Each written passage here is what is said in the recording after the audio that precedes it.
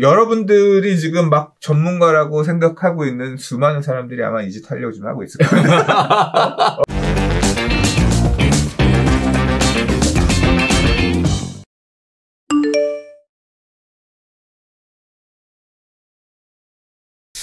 자, 두 번째 이야기로 가보도록 할게요. 자, 오세훈표 재개발 탈락 지역을 노린다라는 이상한 얘기가 나오고 있는데, 사실 아시는 것처럼 지금 실거래가 신고되는 내용의 약 70~80%가 아파트가 아니라 빌라 지역의 매매가 지금 굉장히 활성화되어 가고 있는 상황입니다. 사실 시장에 나가보면 매물 자체가 하나도 없는 상황인데요. 자, 오세훈표 민간 재개발이 신속 통합기획 최종 후보지 선정을 앞두고 탈락하게 되면 이런 지역들이 신축 빌라 업자들의 먹잇감이 될 수 있다라는 우려가 제기되고 있는 상황입니다. 자, 신속 통합기획 신청 지역 102곳에 달하지만 지자체 검토를 통과해 서울시 심의 단계에 올라온 지역은 60여 곳입니다. 서울시는 최종 25개 지역을 선정할 예정이기 때문에 총 77개 지역이 탈락하게 됩니다. 과거 뉴타운에서 해제된 지역들은 수십 년간 개발이 멈춰있던 와중에 개발에 대한 기대감으로 신축 빌라가 계속 떨어졌습니다. 이 때문에 주거정비 지수제가 폐지되기 이전에는 노후도 여건을 맞출 수 없어 공공재개발 등에 지원할 수 없는 상황이 발생하게 되어 계속 낙후되는 이런 문제가 발생하게 됐는데요. 자, 이런 탈락한 지역들의 신축 빌라 업자들이 재개발 기대감을 등에 업고 무분별하게 진출을 하게 되면 피해가 고스란히 원주민에게 돌아가는 문제가 생기기 때문에 건축허가 제한 등의 조치가 필요하다는 지적이 나오고 있는 상황입니다. 물론 서울시 같은 경우에는 시장이 건축허가 제한을 할 수 있는 상황입니다. 자, 개발과 관련된 부분인데요. 사실 소장님도 아시겠지만 예전에는 개발 방식이라고 하면 건축허가, 행위 제한 먼저 딱 걸어놨죠. 그러고 나서 뭔가를 한 다음에 하겠다 이렇게 발표를 했는데, 요새는 뭘 하기도 전에 진짜 말 그대로 어디 후보지고 뭐가 어쩌고 이 얘기가 먼저 나오고 있는 상황이에요.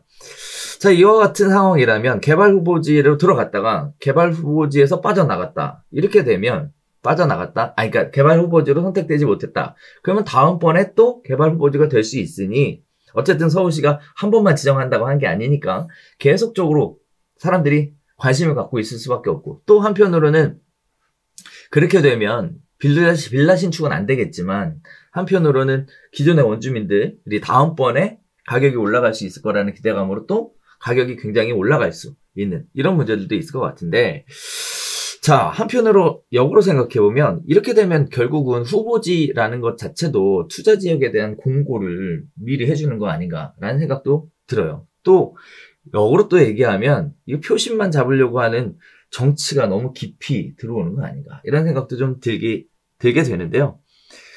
재개발 전문가이신 우리 강력훈 소장님, 재개발 구역에서 빠지면 이거 어떻게 되는 겁니까? 후보지에서.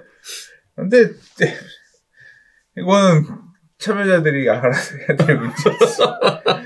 이게 지금 이해를 잘 못하시는 분들이 계실까봐 설명을 드리면, 그럼요. 이제 원래 그러니까 예를 들자면 이런 거예요. 이 재개발 관련된 법률의 역사 중에 굉장히 중요한 한 축이 뭐냐면, 지분 쪼개기를 하고자 하는 업자들과 지분 쪼개기를 막고자 하는 법률과 이 두 개의 싸움이 계속 항상 팽팽하게 막으면 새로운 걸 갖고 와서 쪼개고, 이걸 또 막으면 또 이 짓을 계속하면서 2000년대 초반부터 후반까지 계속 법률 개정을 하면서 싸웠거든요. 새로운 쪼개기를 갖고 오고. 2003년 7월에 이제 도시민 주거환경 정비법이 시행이 되고, 2003년 12월에 서울시가 하위 조례를 만듭니다. 그래서 이 하위 조례에서 분양 자격을 정하는 쪼개기 기준 등등을 정하고, 2003년 12월 30일 이후에 이런 쪼개기를 하면 전체 분양 신청한 쪼개기한 물건들은 전체 분양 신청한 거에 대해서 하나의 분양 자격만 주겠다. 그 이전에 해놓은 것들은 그냥 각각 주더라도 면적을 제한해서 주겠다. 이제 이런 조례를 2003년 12월 30일에 만들어요. 그랬더니 업자들이 무슨 짓을 하기 시작하면, 이거 해놓으면 안 준다 그랬지? 그거 아닌 형태로 개수 늘리는 쪼개기들을 막 발굴해서 하는 거야. 그치. 처음엔 요렇게 했다가, 그 다음에는 이 새끼들이 이렇게 쪼개네 하니까 또 조례를 바꿔. 그러면 다른 방식으로 쪼개고. 그래서 서울시의 재개발을 공부를 하면 그 쪼개기 하는 형태에 따라 금지 날짜들이 다르거든요. 그렇죠. 그 날짜가 딱딱 정해져 있어요. 근데 이제 이게 문제가 뭐냐면 날짜가 2003년 12월 30일, 뭐 2008년 7월 30일 뭐 이런 식이니까 그러면 예를 들어 2012년에 이 동네 집이 너무 낡아서 우리 동네 내가 단독채 갖고 있었던 집이 막 너무 무너질 것 같아. 그래서 이 집을 부수고 헐고 새로 졌어요. 2012년에 내가 집을 부수고 헐고 새로 지을 때는 2012년은 너무 좀 미래니까 한 2009년 할게요.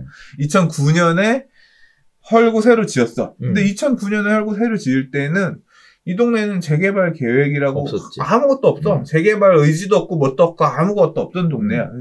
헐고 새로 졌는데 갑자기 나중에 우리 동네에 재개발하자는 바람이 불더니 실제 재개발 구역이 됐어.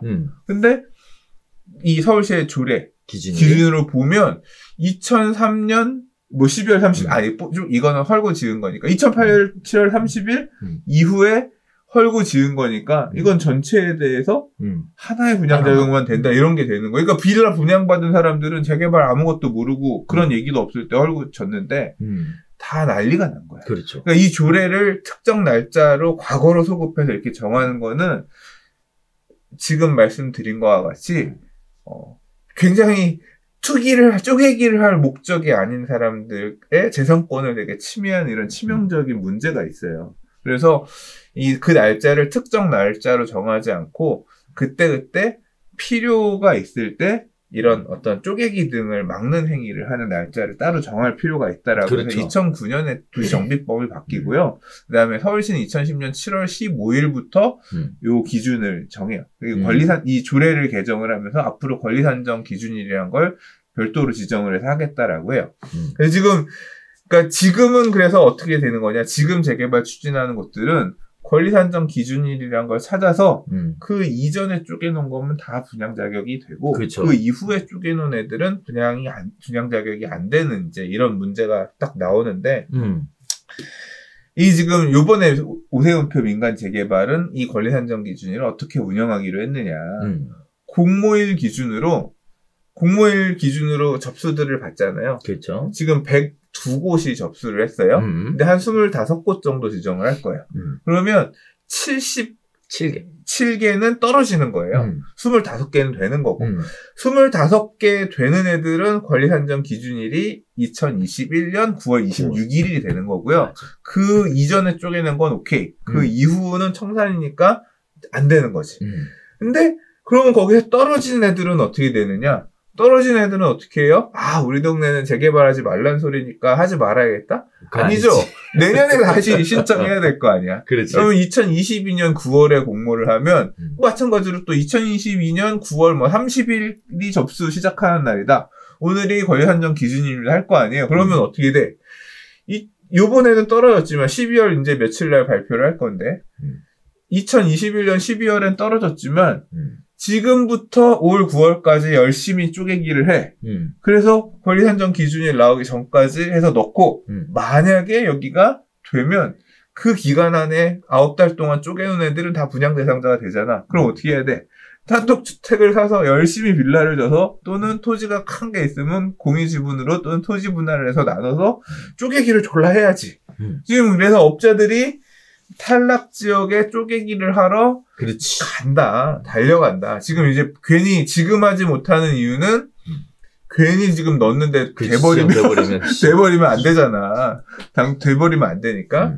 요거 딱 떨어지는 거 정보 보자마자 계약금 치르고 중도금 넣어버리고 계약금만 조금 가계약금만 걸어놨다 하면서 해가지고 바로 넣어서 건축허가 바로 쪼개기. 근데 이제 요거는 건축허가를 받아줄지 말지는 사실은 어떻게 보면 구청에서 재량권을 좀 발휘해. 여기는 재개발 허가 되는 데가 있으니까 허가제 또는 그런 건 할 수 있을 것 같은데 여기는 개발행위 허가 제한을 목적에 따라 걸 수 있잖아요. 그렇죠. 그러니까 아예 불가능한 건 아니고 지역 주민들이 후보지로 요청을 한 이력이 있기 때문에 최대 5년인가까지 범위하에서 예, 그러니까 2년에 연장하는 걸로 해서 최대 4년인가 5년까지 개발 허가제한을 할 수 있는 그런 규정이 있거든요. 그런 내용을 통해서 이렇게 쪼개기 하려는 업자들이 건축 허가가 있으면 이렇게 후보지로 왜냐면 같은 구청에서 하는 거잖아요. 그렇죠. 있다라고 하면 이런 것들을 하지 못하게끔 좀 행정적으로 구청장님이 일을 해야지. 그렇죠. 그런 게 좀 필요하지 않나 생각이 들어요. 쪼개기가 되면 장점도 있고 단점도 있어요. 장점은 일단 쪼개기를 해놓은 놈들이 떼돈을 벌지. 그 놈들은 좋아. 근데 나머지 조합원들 입장에서는 어때? 그렇죠. 별로지. 왜냐하면 일반 분양할 수 있는 물건의 개수가 조금 줄고 수분양자가 늘어드니까 일반적으로는 사업성이 악화된다라고 보통 표현을 해요. 그렇죠. 근데 요새는 일반 분양가를 졸라 옥죄나서 그렇게 사업성이 나빠지는지 솔직히 모르겠어. 왜냐하면 조합원들이 비싸게 내서 조합원들이 추가 부담금 내고 많이 가져가는 게 낫지.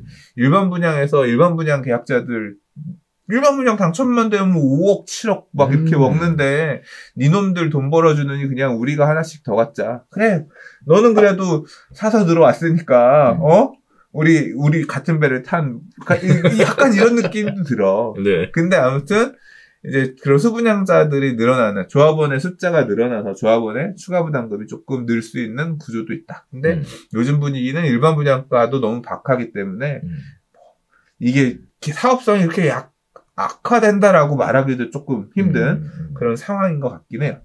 근데 아무튼 그런 경우는 사업을 안 해주겠구나. 일반 분양 개수가 이렇게 나오기 힘든 또 예전에는 그런 게 있었거든요. 하도 조합원이 많아서 1000세대 지을 수 있는 재개발 구역인데 조합원이 1300명이야. 맞아. 그래서 합쳐야 돼. 그러니까. 네, 실제로 그래서 퓨전한 곳들이 있었어요. 그래. 전용 60제곱미터 밑에 2개짜리 합치면 30평형대 하나 받을 수 있게끔. 그래서 기존 조합원이 나머지 조합원 걸 사서 합친 이런 사례들이 있어요. 옥수에 가면 그런 재개발 구역이 있었거든요. 있죠. 근데 아무튼 그런 좀 약간 단점도 약간 애매해졌고 장점도 조금 애매해졌고 그런 상황이네. 근데 아무튼 그 쪼개기들을 그렇게 지금 하려고들 지금 여러분들이 지금 막 전문가라고 생각하고 있는 수많은 사람들이 아마 이 짓 하려고 좀 하고 있을 거예요. 이런 바닥에서 잔뼈가 굵은 사람들.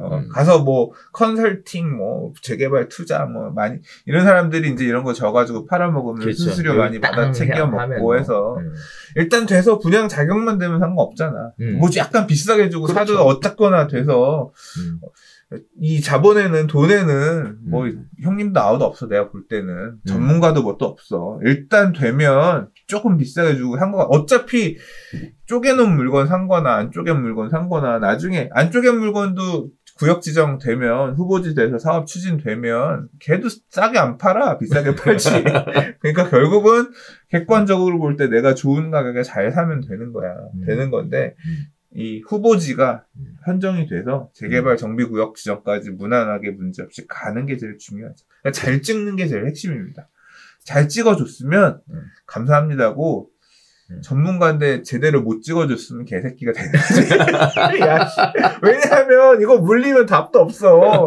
앞으로 5년 지났는데 재개발이고 나발이고 뭣도 없고 그냥 그러면 지금은 그냥 세입자도 들어오려고 하는 깨끗한 빌라지만 이제 몇 년 지나면 가격 내가 고점에 물려가지고 빌라 그치. 되게 비싸게 샀네.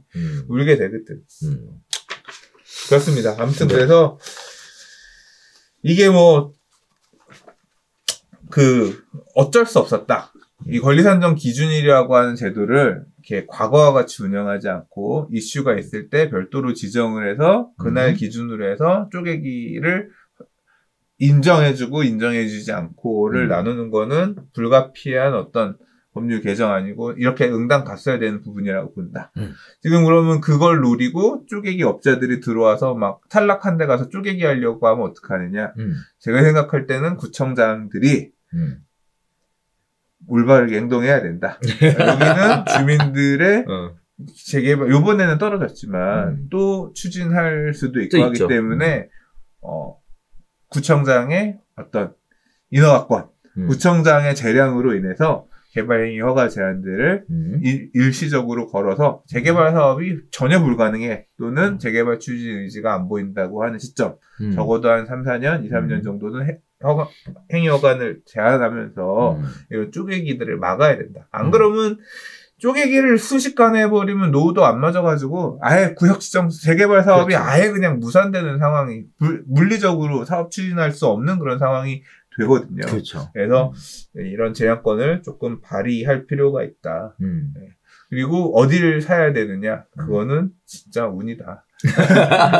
뭐 여러 가지 기준이 있어요. 어떤 데 우선해서 지정하겠다라고 기준이 있는데 네. 물리적으로 경쟁률이 4대 1이잖아요. 네. 이거 지정되는 곳 나와서 가격 치솟는 거 보면 작년까지 계획 없던 데들도 내년 더 늘어납니다. 그러면 이제 4대 1이 아니라 6대 1, 8대 1이 될 수도 있어요.